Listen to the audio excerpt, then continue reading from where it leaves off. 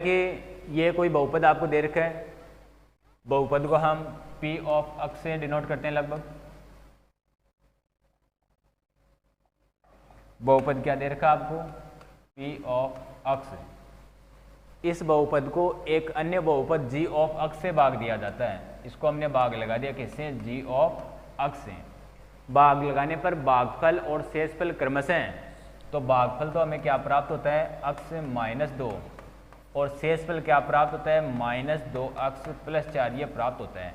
तो G of अक्स ज्ञात कीजिए, यानी यहाँ पर आपको भाज्य ज्ञात करना है। तो देखिए हल करते हैं। यहाँ पे जो व्यंजक दे रखा है उसको P ऑफ अक्स बोल देते हैं। माना कि P ऑफ अक्स बराबर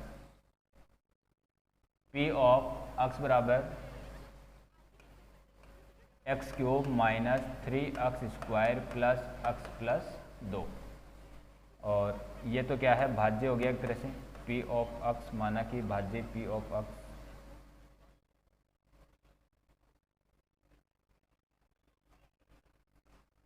भाज्य, ये भाज्य जिसको हमने P ऑफ अक्स कहा, ये इस प्रकार से दे रखा आपको। और यहाँ भाज्य कौन है? किसका भाग लगा रहे हैं? G ऑफ अक्स का भाग लगा रहे हैं। ये हमें ज्ञात करना है। इसके अतिरिक्त आपको भागफल दे रखा है। भागफल को हम Q से डिनोट करते हैं, Q ऑफ अक्स। और शेषफल दे रखा है। शेषफल को क्या लिखते हैं हम? R ऑफ अक्स, इस प्रकार से लिखते हैं। तो भागफल तो कितना दिया हुआ है? अक्स -2, और शेषफल क्या दिया हुआ है? -2x + 4। इस प्रकार से आपको दे रखा है, और यहाँ से आपको G ऑफ अक्स ज्ञात करना है। तो हम शेषफल प्रमेय नहीं जानते क्या? शेषफल प्रमेय क्या होता है? शेषफल प्रमेय जिसमें हम भाग का उत्तर चेक करते हैं। भाजक इंटू भागफल प्लस शेषफल बराबर 0। देखिए ये कोई हमने भाग लगाया, जैसे 15 में भाग लगा दिया 6 का, 6 दूनी 12, शेषफल कितना बच गया? 3। तो हम ये करते हैं, ये भाजक है, भाजक इंटू भागफल, और प्लस क्या करते हैं इसमें? शेषफल। तो क्या आ जाता है हमारे पास? भाज्य आ जाता है। क्या आ जाता है? भाज्य आ जाता है। देखो 6 दूनी 12, 12 में 3 जोड़ दिया, कितना आ गया? 15 आ गया ना। तो यहाँ मैं लिखूंगा शेषफल प्रमेय से। शेषफल प्रमेय से। शेषफल प्रमेय क्या कहता है हमें? ये कहता है भाजक इंटू भागफल प्लस शेषफल बराबर क्या आ जाता है? बराबर आता है भाज्य। क्या? भाज्य। तो यहाँ पर भाजक कौन है? किसका भाग लगा रहे हैं हम? G ऑफ अक्स। तो इसको मैं G ऑफ अक्स लिखता हूँ। इंटू भागफल कौन है? भागफल ये दिया हुआ है अक्स -2, इसका मान लिख दिया मैंने अक्स -2। प्लस शेषफल कौन है? शेषफल ये है -2x + 4 बराबर भाज्य। भाज्य यानी किस में भाग लगा रहे हैं हम? भाज्य ये है P ऑफ अक्स। तो इसको लिख देते हैं हम x³ - 3x² + x + 2, इस प्रकार से। अब यहाँ से आपको G ऑफ अक्स की वैल्यू ज्ञात करनी है।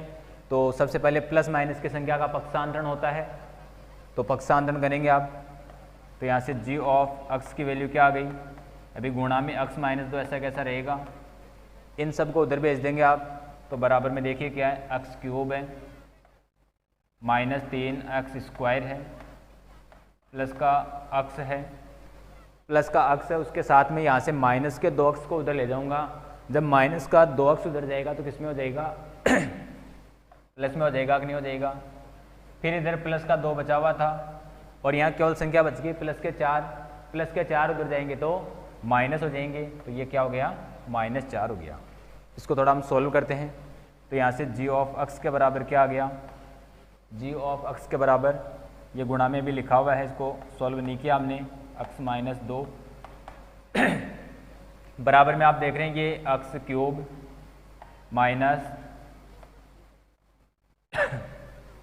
-3x² प्लस का अक्स प्लस का 2 अक्स। तो प्लस का अक्स और 2 अक्स कितने हो गए? प्लस के 3 अक्स हो गए। 2 माइनस 4, 2 में से 4 घटाऊंगा कितना आ जाएगा, माइनस का 2 आ जाएगा। तो ये अभी तक इतना ही सॉल्व हुआ, G of X into X minus 2। अब ये इंटू में है एक्स माइनस 2, इंटू की संख्या उधर जाएगी तो डिवाइड में हो जाएगी। तो करते हैं नेक्स्ट पेज पे। अभी तक हमारे पास क्या आ गया था, देखो G of X into X minus 2। इस स्टेप को वापस लिख रहा हूँ मैं समझने के लिए, ध्यान में रखने के लिए। G of X into X minus 2 और बराबर में क्या आ गया था, देखो बराबर में ये आ गया था x cube minus 3x square, x cube minus 3x square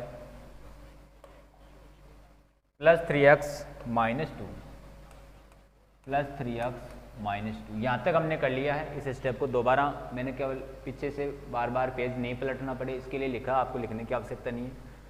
अब ये जो जी ऑफ एक्स मुझे ज्ञात करना है तो क्या लिखूंगा मैं, ये गुणा की संख्या उधर जाके भाग में हो जाएगी। तो x cube minus 3x square plus 3x minus 2 और ये बट्टे में क्या आ गया, जी ऑफ एक्स। सॉरी, अभी हम पीछे जो क्वेश्चन कर रहे थे उसमें कुछ तकनीकी कारणों से प्रश्न नंबर जो 4 हमारा चल रहा था कुछ अधूरा रह गया था। उस प्रश्न को हमने भाग जो बताना था वहाँ तक हमने कर लिया था। आप उसी वीडियो को एक बार वापस से देखेंगे, पीछे वाले में जो हमने क्वेश्चन नंबर 4 कर लिया था उसका भाग जितना हो गया था उसके जस्ट आगे से मैं बता रहा हूँ। उसमें हमने सेएसपीएल प्रमेय से जी ऑफ एक्स की वैल्यू प्राप्त करनी थी। तो सेएसपीएल प्रमेय क्या बोला था कि भाजक इंटू भागफल प्लस सेएसपीएल बराबर भाज्य होता है। उसमें हमने संबंधित मान लिखे, भाजक जो जी ऑफ एक्स हमने माना था, भागफल यहाँ दे रखा था एक्स माइनस 2 और सेएसपीएल माइनस के 2x प्लस 4 बराबर भाज्य आपको दिया हुआ था x cube minus 3x square plus x plus 2। तो उसको हमने यहाँ लिखा है। अब पक्षांतरण कर दिया तो प्लस माइनस के नंबर जो माइनस का 2x प्लस का 4 इधर आके प्लस के 2x माइनस के 4 हो गए और इधर जो पद गुणा में था x माइनस 2 इधर आके भाग में हो गया था। तो इस प्रकार से ये जी ऑफ एक्स की वैल्यू हमें प्राप्त हो गई। अब इसको हम सॉल्व करेंगे तो ऊपर वाली वैल्यू में x माइनस 2 से डिवाइड करेंगे और डिवाइड करेंगे तो जो उत्तर आएगा वो क्या हो जाएगा, जी ऑफ एक्स का मान हो जाएगा। हमने इसको भाग कर लिया था, x माइनस 2 का दिए गए व्यंजक में हमने भाग लगा दिया था और भाग लगाने पर भागफल क्या आया था, x square minus x plus 1। तो इस प्रकार से ये जो भागफल आ गया यही अबेस्ट जी ऑफ एक्स की वैल्यू है। तो x square minus x plus 1 ये यहाँ पे जी ऑफ एक्स की वैल्यू हो गई थी। क्वेश्चन लगभग पीछे वाली वीडियो में कंप्लीट हो गया था। यहाँ मैंने उसकी केवल स्क्रीन आपको दिखाई है तो आप इसको कर लेंगे। आगे चलते हैं हम नेक्स्ट क्वेश्चन की ओर। नेक्स्ट क्वेश्चन अपना 5, क्वेश्चन नंबर 5 देखिए क्या बोल रहे हैं। क्वेश्चन वैसे एग्जाम की दृष्टि से महत्व नहीं रखता है, थोड़ा सा बेसिक नॉलेज के लिए क्वेश्चन आ गया है तो समझने की कोशिश करेंगे। बहुपदों P of x, G of x, Q x और R एक्स को ऐसे उदाहरण दीजिए जो विभाजन एल्गोरिथम को संतुष्ट करते हैं। तो जो विभाजन एल्गोरिथम होता है, डिवीजन एल्गोरिथम, तो उसमें हम क्या बोलते हैं, भाजक का भाग लगाते हैं, किसमें, भाज्य में लगाते हैं। और जो भागफल और ये क्या आ जाएगा यहाँ पे सेएसपीएल, इनकी बात हो रही है। इनको स्टैंडर्ड फॉर्म में अगर हम लिखें तो इसको जी ऑफ एक्स लिखा जाता है, भाज्य को हम P ऑफ एक्स लिखते हैं और जो क्वोशेंट है सेएसपीएल भागफल इसको Q ऑफ एक्स से लिखा जाता है और जो रिमाइंडर होता है उसको हम R ऑफ एक्स से डिनोट करते हैं। तो इसके पहले पॉइंट की हम बात करते हैं कि ऐसे आपको उदाहरण दीजिए जिसमें घात P ऑफ एक्स और घात Q ऑफ एक्स समान होनी चाहिए, यानी P ऑफ एक्स और Q ऑफ एक्स के घात समान होनी चाहिए। तो ये P ऑफ एक्स और ये Q ऑफ एक्स, यानी कि इस भाज्य में जितनी घात है उतनी ही घात किस में होनी चाहिए, भागफल में होनी चाहिए।